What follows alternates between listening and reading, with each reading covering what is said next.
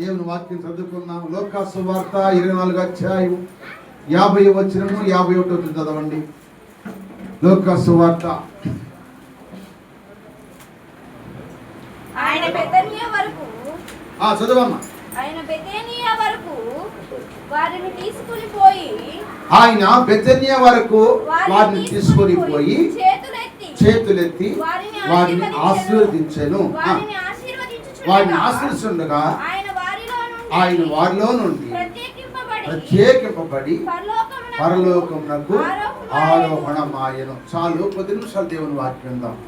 అంటే నేను కొంతమంది ఈ వాక్యం వింటుంటారు, అందరూ పూర్తిగా లేదు, సబ్జెక్ట్ నేను పూర్తి చేయలేదు కనుక ఏదైనా ఈ మాటలు అందరూ నేర్చుకోవాలి.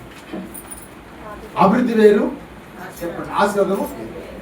అభివృద్ధి అంటే ఒక కొండ లాంటిది. కొండ తొవ్విని కొద్దిని కొండ ఏమైపోయింది, తరిగిపోయింది. ఆశీర్వాదం ఎటువంటిది అంటే ఒక బావిలా. నువ్వు తోడుతున్నా కొద్దిని ఊడతాను, ఎన్ని సంవత్సరాలైనా ఊడతాను ఉంది కానీ అది పోదు. కనుక ఆశీర్వాదం గొప్పదా, అభివృద్ధి గొప్పదా? ఆశీర్వాదం గొప్పది. కనుక దేవుడు ఈ భూలోకానికి వచ్చేటప్పుడు ఆశీర్వదించాడు, ఆయన మళ్ళీ పరలోకానికి వెళ్ళేటప్పుడు కూడా ఆశీర్వదించాడు. ఆయన ఆశీర్వదించడానికి వచ్చా కానీ చెప్పిస్తాను మాత్రం దేవుడు రాలేదండి. అమ్మ తల్ల వంచబాక నా వైపు చూడండి, గురిపీఠం వైపు చూడండి. అందరు కూడా ఈరోజు ఆశీర్వాదం కావాలంటే మీరు చక్క దేవుని వాక్యం కాదు. హల్లెలూయా. నేను ముఖ్యంగా చెబుతాను, చెప్పాలని ఇదంతా ఎవరికి చెప్పాలంటే దానికి కాదు, 1 గంటన్నర పట్టుకుంది. నేను అరగంటలో ముగిచ్చేస్తాను. హల్లెలూయా. చక్కగా అటు జరగమాట. కనుక ఇప్పుడు ఆయన మొట్టమొదటిగా ఆస్వాదించిన కొన్ని విషయాలు నేను చెప్తాను. ఆదికాండం మొట్టమొదటి అధ్యాయం 22వ వచనం చదవండి. ఒకరు చదవండి గబగబా. అయినా దేవుడు మీరు ఫలించి అభివృద్ధి పొంది సముద్ర జలములో నుండి ఉండుడనియు పక్షులు దాకనియు మొట్టమొదటిగా ఆస్వాదించాడు. ఎవరిని? సముద్రంలో ఉన్న జీవరాశులన్నింటినీ ఆస్వాదించాడు. రెండోది భూమి మీద ఉన్న పక్షులన్నింటినీ ఆస్వాదించాడు. మొట్టమొదటి ఆస్వాదం దేనికి? సముద్రంలో ఉన్న జీవరాశులకి, భూమి మీద ఉన్న పక్షి జాతికి ఆస్వాదించాడు. రెండవది 27వ అదే అధ్యాయం. రెండవది దేవుడు తన స్వరూపమందు నరుని సృజించాడు. దేవుని స్వరూపమందు వారిని సృజించాడు. స్త్రీని గాను పురుషుని గాను వారిని సృజించాడు. దేవుడు వారిని ఏది చేసినప్పుడు ఎవరిని ఆశ్రయించాడు? రెండవది అవ్వాదాం అంటే స్త్రీని పురుషుడిని, స్త్రీని, స్త్రీ పురుషులన్నా పురుషుడు స్త్రీ అన్నా ఆ ఇరువుని దేవుడు రెండవ ఆస్వాదించాడు. చెప్పించదా 3 ఆశీర్వాదము 2వ అధ్యాయం 3వ వచనం. ఆదికాండం 2:3. కాబట్టి దేవుడు అది 7వ దినమును అది 3వ మాట ఏంటంటే దేవుడు 3 ఆశీర్వాదాలు ఇచ్చాడు. అమ్మా అందరు నా వైపు 3 ఆశీర్వాదాలు ఏంటి? ఒకటి సముద్రం ఉన్న జీవరాశులను ఆస్వాదించాడు, పక్షులను భూమి మీద ఆస్వాదించాడు. ఒకటి. రెండవది స్త్రీ పురుషులను ఆస్వాదించాడు. మూడవది 7వ దినమును ఆస్వాదించాడు. అందుకే 7వ దినం ఏంటి? ఇప్పుడు విశ్రాంతి దినం, ఆ దినాలు. ఇప్పుడు 7వ దినం మనకేంటి? హల్లెలూయా. అంటే ఆ విశ్రాంతి 7వ దినం అంటే లెక్కకొస్తే 7వ దినమే శనివారం విశ్రాంతి దినం, సబ్బాత్ అంటారు. ఇప్పుడు ఆ సబ్బాత్ దినాన్ని వాళ్ళు సరిగా పాటించకపోబట్టి వాళ్ళు ఆశ్రయాన్ని కోల్పోయారు. అందుకే మీరు ఆశ్రయానికి వరుసగా ఉండాలంటే దేవుని మాట వినాలి. వాళ్ళు ఆశ్రయం కోల్పోయారు కనుక వాళ్ళు పతనం అయిపోయారు. అందుకే యేసుప్రభు వారు మళ్ళా పరలోకం నుంచి భూలోకానికి వచ్చాడు. వచ్చి మన కొరకు ప్రాణం పెట్టాడు, తిరిగి లేచాడు. లేచి చేతులు ఎత్తి ఆస్వాదించాడు. అంటే పునరుద్ధానం నేనే, జీవమును నేనే, నా యందు విశ్వాసం ఉంచువాడు నిత్యము జీవిస్తానని చెప్పాడు. కనుక ఇప్పుడు ఆదివారమే 7వ దినము. అంటే ఆదివారమే ఆశ్రయించబడిన దినము. సోదరం చెప్పండి. ఎవరైతే మీరు ఆదివారం రారో వారికి ఆ రోజు ఆశ్రయం ఉండదు. వాస్తవం చెబుతుంది. ఎందుకంటే ఇక్కడ 7వ దినము దేవుడు ఆశ్రయించాడు. 6 దినమే మనం పని చేసుకోమన్నాడు దేవుడు. నువ్వు ఏ పని చేసుకో, కూలి చేసుకో, ఉద్యోగం చేసుకో, వ్యాపారం చేసుకో, వ్యవసాయం చేసుకో, ఉద్యోగం నడుపు, ఆటో నడుపు, ఏదైనా చేసుకో. 7వ దినం దేవుని సన్నిధిలో మనం ఎందుకు రావాలంటే 7వ దినం దేవుడు ఆశీర్వదించాడు. స్వతం చెప్పండి.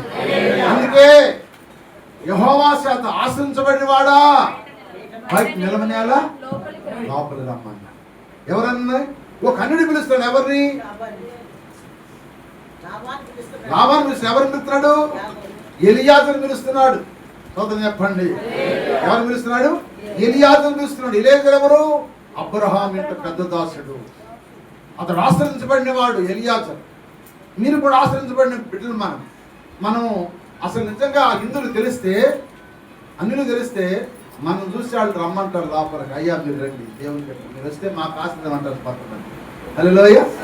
కనుక ఈ ఆశ్రదము 7 దినం దేవుడు ఆశ్రయించాడు కనుక ఆ ఆశ్రదం మనం పోగొట్టుకుంటున్నాం. ఈ 7 నెలల నుంచైనా పోగొట్టుకోమాకండి. ఆశ్రదం పోగొట్టుకోమాకండి. ఇది ఆశ్రయించబడిన దినము. ఈ ఆశ్రద దినములో దేవుడు నీతో నాతో మాట్లాడే దినము. మన బ్రతుకులు సరిచేసే దినము. మన భవిష్యత్తుని బాగు చేసే దినము. మన అనారోగ్యాల నుండి విడిపించే దినం. మనకు మార్గం చూపించే దినం కనుక 7 దినం మనం దేవుని మనము ఎదగాలి. హలో చెప్పండి, ఎదగాలి. అందుకే అపోస్తలుడైన పౌలు గారు కూడా అంటాడు, ఎఫెసీయులకు రాసిన పత్రిక మొట్టమొదటి అధ్యాయం ఇప్పుడు వచ్చిందో పౌలు గారు కూడా అంటాడు ఈ మాట. ఏ ఆశ్రదం కావాలి నీకు? భూసంబంధ ఆశ్రదం కావాలా? పరసంబంధ ఆశ్రదం కావాలండి. ఇక్కడ మనకు తెలియజేస్తున్నాడు. చూడండి, ఎఫెసీయులకు రాసిన పత్రిక మొట్టమొదటి అధ్యాయం 3వ వచనం. మన ప్రభు అయిన యేసుక్రీస్తు తండ్రియగు దేవుడు స్తుతింపబడును గాక.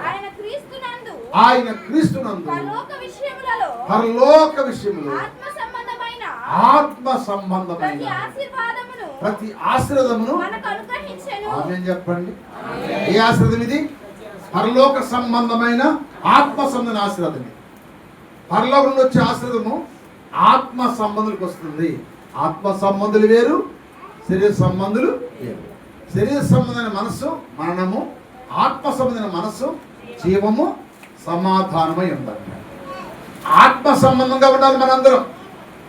ఆత్మ సంబంధమైన ఆశ్రయం ముందుకుంటే అన్ని ఆశ్రయాలు మన మీదకి వస్తాయి. సోదరు చెప్పండి, అన్ని ఆశ్రయాలు కూడా మన మీదకి వస్తాయి. అందుకని ఆత్మ సంబంధమైన ఆశ్రయం పొందుకోవాలని పౌలు గారు కూడా ఎఫెసీ సంఘానికి చెప్పారు. కనుక ఈ 3 ఆశ్రయాలు రావాలంటే మనం ఎలా ఉంటే వస్తాయి ఈ ఆశ్రయాలు, అది నేను చెప్పేది. ఆశ్రయానికి చాలా మంది అనుకుంటారు, పూర్ణ వచ్చి అనుకుంటారు. రాదు. నీ మీదకి ఆశ్రయం రావాలంటే, ఇప్పుడు నీకు ఉద్యోగం రావాలంటే ఎంత కష్టపడాలి? నువ్వు వ్యాపారం చేయాలంటే ఎంత డబ్బు పెట్టుబడి పెట్టాలి చెప్పండి. ఇప్పుడు ఉద్యోగం రావాలంటే ఎంత కష్టపడాలి? ఎంతో చదవాలి, కష్టపడి చదవాలి. ఆ ఉద్యోగం కోసం కొన్ని సంవత్సరాలు మనము తిరగాలి, అధికారులను పట్టుకోవాలి, డబ్బు పెట్టాలి, అప్పుడు ఉద్యోగం వచ్చింది. అలాగే ఒక వ్యాపారం చేయాలంటే ఆ వ్యాపారం కాల్సిన డబ్బు మనం సమకూర్చుకోవాలి. ఒక ఇల్లు కట్టాలంటే ఆ ఇంటికి కాల్సిన డబ్బు సమకూర్చుకోవాలి. అలాగే ఆశీర్వాదం కూడా రావాలంటే ఎట్లా ఉంటే మనకు ఆశీర్వాదం వచ్చిందో క్లుప్తంగా ఒక 5 మాటలు చెప్పి ముగిస్తాను. సోదరు చెప్పండి, ఎన్ని మాటలు చెబుతాను? 5 మాటలు. ఇంకా 15 నిమిషాలు చెప్పాలి ఈ మాటలు. 5 మాటలు. సోదరు చెప్పండి, 5 మాటలు. ఎన్ని మాటలు? ఎన్ని నిమిషాలు? 15 నిమిషాలు చెప్పాలి. ఇప్పుడు 12-15 నిమిషాలు అయ్యి. ఈ 15 నిమిషాలు మీకు క్లుప్తంగా ఈ మాటలు చెబుతాను. చూడండి, ఆదికాండం 12వ అధ్యాయం మొట్టమొదటి. యెహోవా నీవు లేచి నీ దేశం నుండి, నీ బంధువుల నుండి, నీ తండ్రి ఇంట నుండి బయలుదేరి నేను నీకు చూపించే దేశంలో వెళ్ళు. నిన్ను గొప్ప జనంగా చేస్తా, నిన్ను ఆశీర్వదిస్తా, నీ నామం గొప్ప చేస్తా, నువ్వు ఆశీర్వాదంగా ఉంటావు, నువ్వు ఆశీర్వదించు వారిని నేను ఆశీర్వదిస్తాను, నిన్ను దూషించే వారిని చెప్పిస్తాను.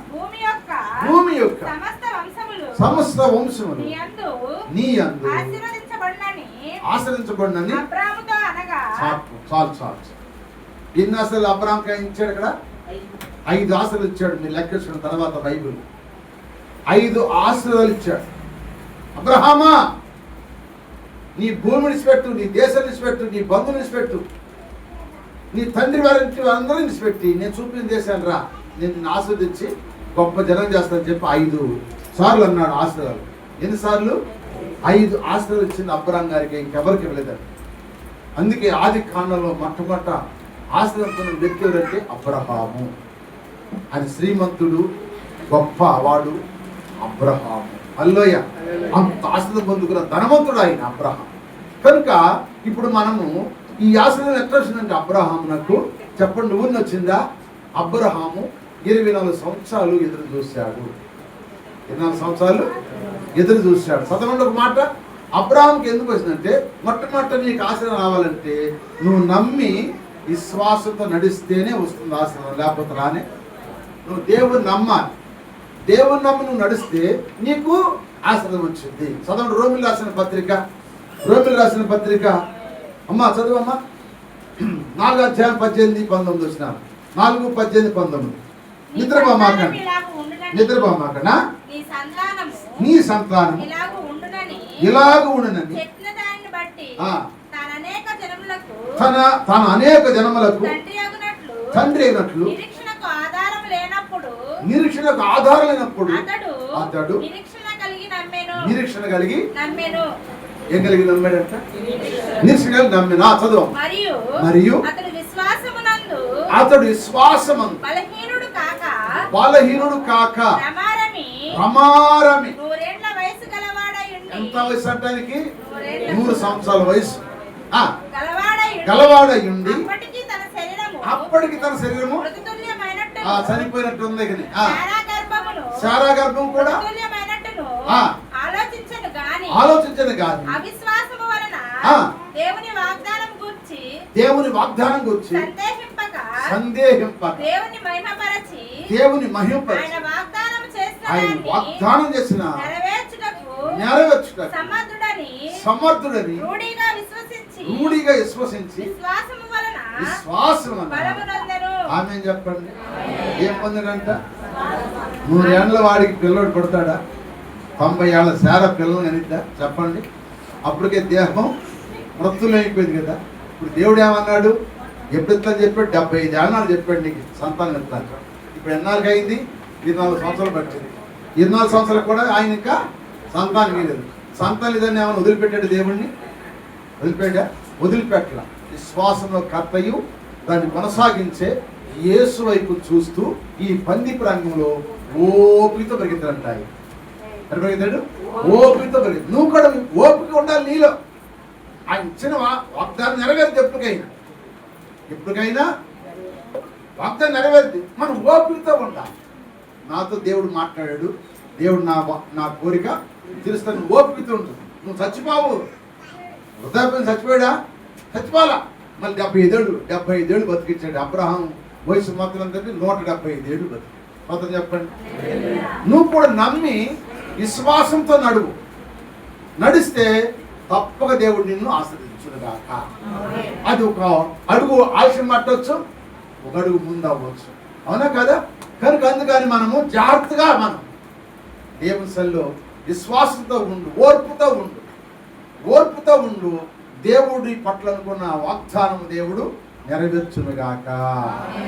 హల్లెలూయా, హల్లెలూయా. దాన్ని బట్టి ఎండాకాలం కనుక మనం అందరం ఎండాకాలం చెమట పోసి ఊపిరాడక ఏడు కొట్టి ఎప్పుడు వదిలిపెడదాం ఇప్పుడే చల్లగా ఉంది. చల్లగుంటే చక్క కళ్ళు ముందు నిద్రపోతున్నారు. చల్లగుండి నిద్రపోదు. అప్పుడా ఏడి, ఇప్పుడా చల్లగా. అన్నీ తట్టుకోవాలి. సూత్రం చెప్పండి. ఏడు తట్టుకోవాలి, చల్లదనం కూడా తట్టు. మెలుకుతో ఉండాలి. దేవుని దగ్గర మాత్రం మనము ఎట్లా చెప్పండి, మెలుకు ఉండాలి కానీ నిద్రపోకూడదు, విసుగ్గా ఉండకూడదు. సూత్రం చెప్పండి. నేను ఆశ్రయించే రోజు ఈ రోజు 7 నెలలు దేవుడు ఆశ్రయించును గాక. అబ్రహాం ఏమిచ్చాడు? విశ్వాసం ఇచ్చాడు. నమ్మి నడిచాడు కనుక ఆయనకి ఆశీర్వాదం వచ్చింది. వాగ్దాన పుత్రునిచ్చాడు. హల్లెలూయా. వాగ్దాన పుత్రునిచ్చి దీవించావు, నాకే అర్పించమని శోధించావు, పరిశోధించావు. వాగ్దాన పుత్రునిచ్చి దీవించావు, నాకే అర్పించమని శోధించావు, పరిశోధించావు. అబ్రహాముకు తెలుసు అన్యాయము చేయవని, అబ్రహాముకు తెలుసు అన్యాయము చేయవని. తిరుగులేని వాగ్దానం తనకున్నదని, కన్న కొడుకు కన్న నిన్ను ప్రేమించినని. తిరుగులేని వాగ్దానం తనకున్నదని, కన్న కొడుకు నిన్ను ప్రేమించనని నిన్ను బట్టి బతుకుతున్నా నిరీక్షణతో జీవిస్తున్నా నిన్ను బట్టి బతుకుతున్నా నిరీక్షణతో జీవిస్తున్నా నా జీవితంలోనే తుఫానులెన్నో రేగినా నా జీవితంలోనే తుఫానులెన్నో రేగినా ఆవరించిన ఆత్మనాథుడా ఆవరించిన ఆత్మనాథుడా అత్తరికి నన్ను చేర్చిన అద్భుతీయుడా అత్తరికి నన్ను చేర్చిన అద్భుతీయుడా నిన్ను బట్టి ఆమేన్ హల్లెలూయా. ఎవరు బట్టి పోతున్నాడంటే అబ్రహాము కొడుకును బట్టి బతకలేదయ్యా.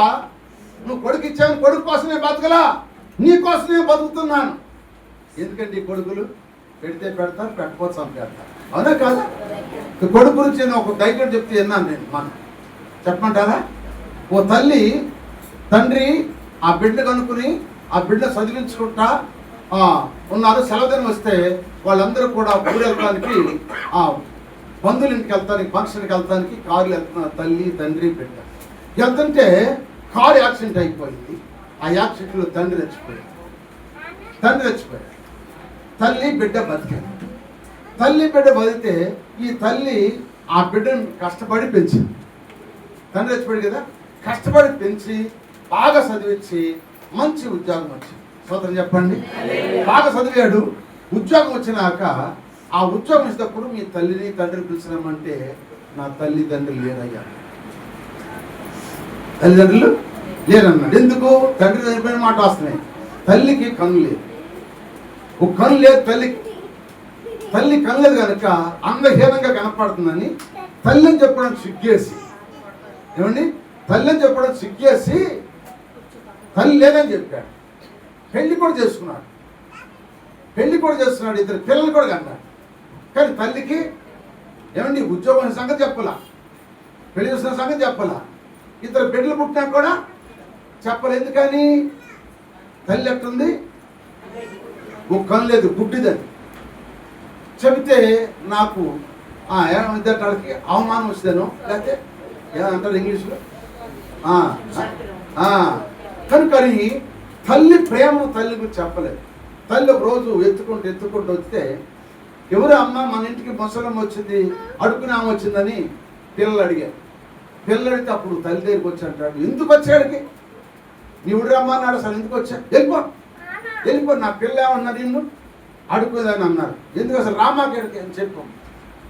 తల్లి మళ్ళీ ఇంటికి వెళ్ళిపోయింది. బిడ్డ మీద ఆశ ఆఖరి సరిపోయే స్థితిలో కూడా కప్పు చేసినా కూడా రాలేదంట. ఆ బిడ్డ రాక అట్టాక ఉన్నాడు.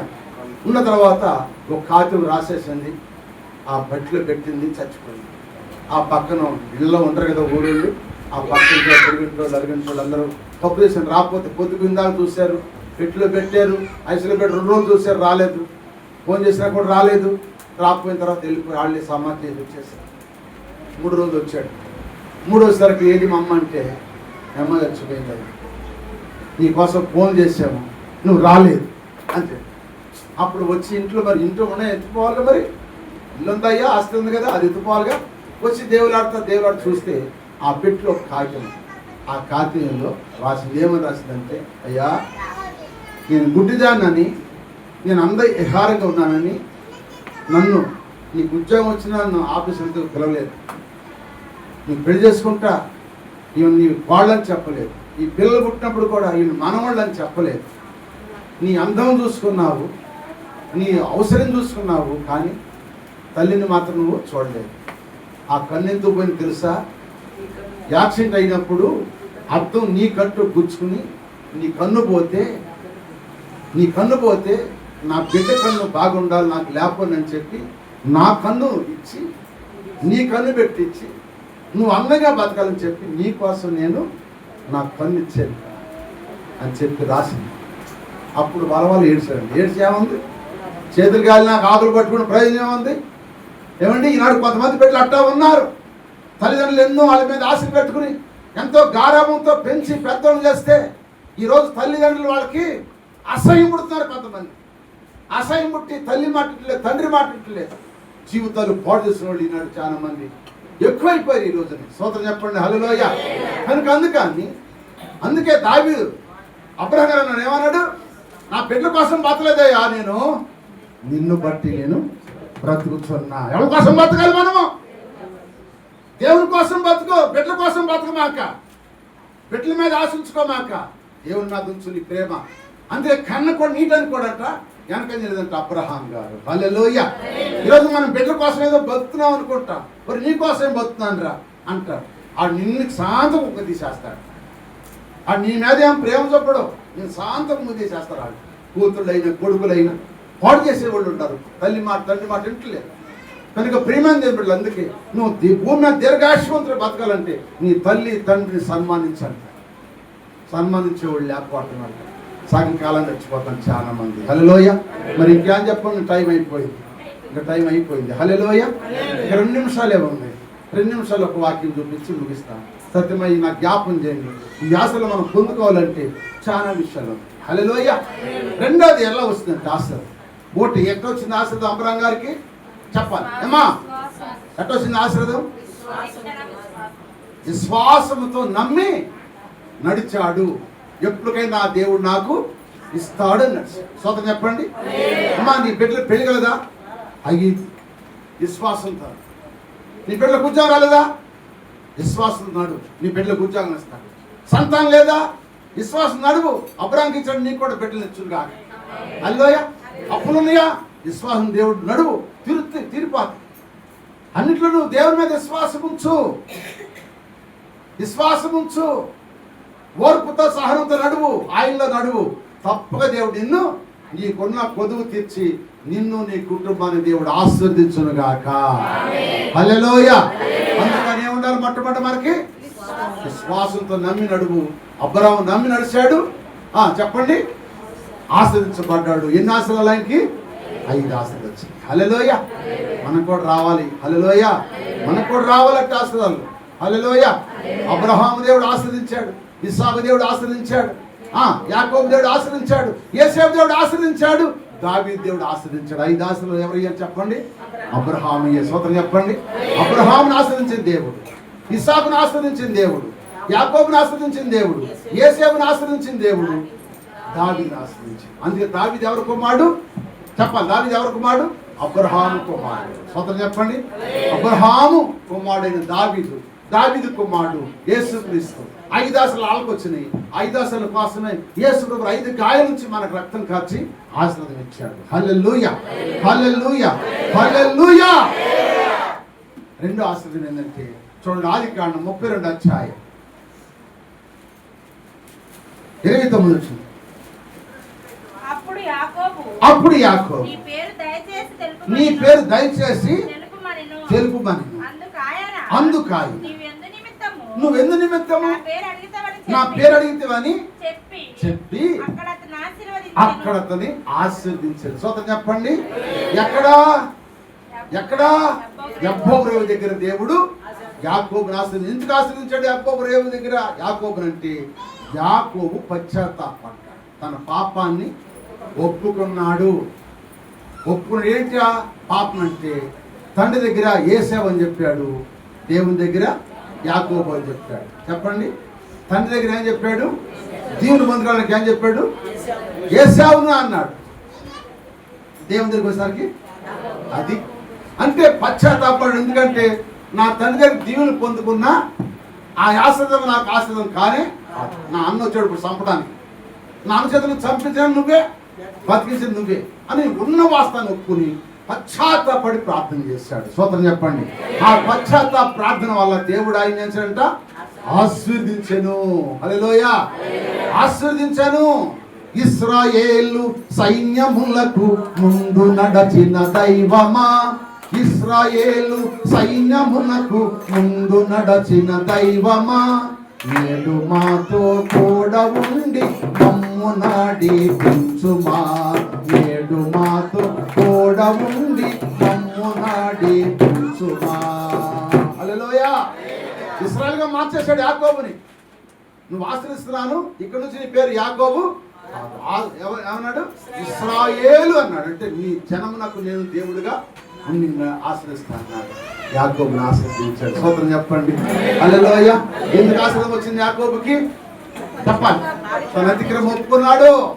మనం కూడా మనం తప్పులు ఒప్పుకోవాలి దేవుని దగ్గర. దేవుని దగ్గరకు వస్తుంది నీవేం చేయాలి?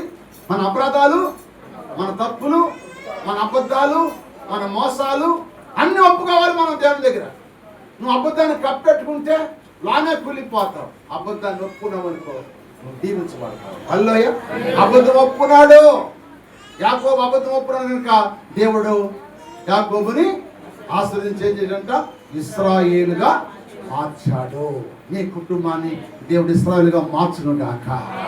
అందుకే ఆశ్రయం పొందుకోవాలి. ఒకటి, నమ్మి విశ్వాసంతో నడువు, ఆశ్రయం వస్తుంది. రెండవది చెప్పండి, రెండవది పశ్చాత్తాపంతో నువ్వు దేవుని నడువు, దేవుడిని ఆశ్రదిస్తాడు. ఇంకా 3 ఆశలు ఉన్నాయి. ప్రభు చిత్తం అయితే ఒక వారం చెప్పుకుంటాం. తల్ల వంచండి ప్రార్థనలు ఉంచాయా, ఉంచు. తల్ల వంచండి ప్రార్థన అందరేకి వచ్చాయి, అందరేకి వచ్చాయి, అందరేకి వచ్చాయి. ప్రభువా, ఈ 7వ మాసంలో నాకు నా కుటుంబానికి నాకు ఆశ్రయం కావాలి ప్రభు. నేను నమ్మి నడుస్తానయ్యా. నేను అప్పుల్లో ఉన్నా, రోగాల్లో ఉన్నా, సంతానం లేకపోయినా, ఉద్యోగాలు లేకపోయినా, వివాహాలు కాకపోయినా, ఇల్లు లేకపోయినా, వాకిలు లేకపోయినా, క్షణదశలో ఉన్నా, నవ్వులు పాలైనా నీ వాగ్దానం నమ్ముతున్నానయ్యా. నీ వాగ్దానం నమ్ముతున్నాను కనుక నేను నమ్మి నడుస్తానయ్యా. అబ్రహాం లాంటి విశ్వాసం నాకు దయచే ప్రభు. అబ్రహాంకి ఇచ్చిన ఆశీర్వాదం నాకు దయచే ప్రభు. నోరు తెరిచి ప్రార్థనలు అందరూ ఏకీభవించారు. ఓరి జీసస్ అందరూ ప్రార్థన, అందరూ ప్రార్థన చేయాలి. యేసయ్యా, సముద్రంలో జలరాశులను ఆశ్రదించావు, భూమి మీద ఉన్న పక్షాదులను ఆశ్రదించావు నాయన, ఆదామును ఆశ్రదించావు, 7వ దినమును ఆశ్రదించావు అయ్యా. ఆశ్రయం నేను పొందుకోవాలి, ఆశ్రయం నాకు రావాలయ్యా. ఆశ్రయం పొందుకుంటానయ్యా. నేను పశ్చాత్తాపడతానయ్యా. యాకోబు పశ్చాత్తాపడ్డాడయ్యా. యాకోబు పశ్చాత్తాపడ్డాడయ్యా. ఎప్పుడే మిగిలిపోడయ్యా. నాకు ఈ ఆశలొద్దు, ఈ భార్యలొద్దు, ఈ పిల్లలొద్దు, ఈ మంద మార్పాలు నాకు వద్దయ్యా, నువ్వే కావాలయ్యా అని ఎబ్బోరి దగ్గర ఒక్కడే మిగిలిపోయి ఏడ్చిన ప్రార్థన ఆలకించావయ్యా. అతను ఆస్వాదించావేనయ్యా. నేను కూడా ఒప్పుకున్నాను, నా పశ్చాత్తాపం ఒప్పుకున్నానయ్యా. నా అబద్ధాలు, నా మోసాలు, నా దగలను నీ దగ్గర ఒప్పుకున్నానయ్యా. నా కుటుంబాన్ని ఆస్వాదించయ్యా, నా బిడ్డలను ఆస్వాదించయ్యా. నా మీద నీ ఆశ్రయం దయచే ప్రభు. ప్రార్థన అందరూ ప్రార్థన చేయండి అమ్మా. ప్రార్థన చేయకపోతే ఆశ్రదం ఎట్టొచ్చింది. అబ్రహాం ఆశ్రదం, యాకోబు ఆశ్రదం నాకు కూడా దయచేయండి. నేను కూడా విశ్వాసం ఇస్తున్నాను, నేను కూడా నమ్ముతున్నాను, నేను కూడా మోసాలు ఒప్పుకుంటున్నాను.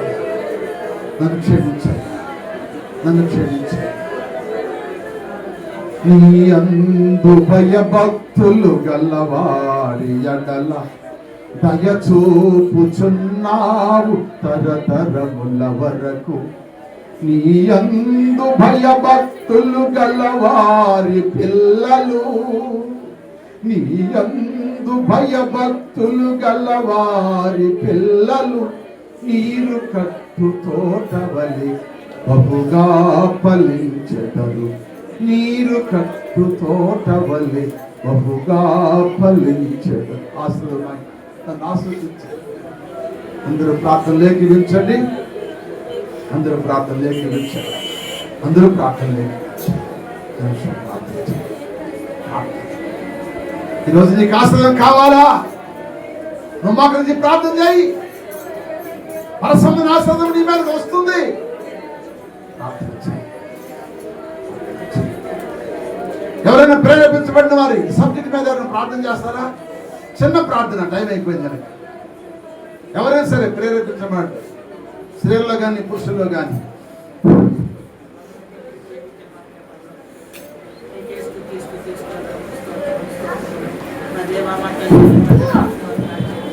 అందరూ ఏకీభవించు. 6 మాసంలో కాపాడి 7 నెలల మమ్మల్ని ప్రవేశపెట్టినందుకు వందనాలు స్తోత్రాలు ప్రభా. ఆటల మైమ పొందుకున్నా నాయన ఇప్పుడంతా దేవరోజు వాక్యముల మైమ పొందుకున్నా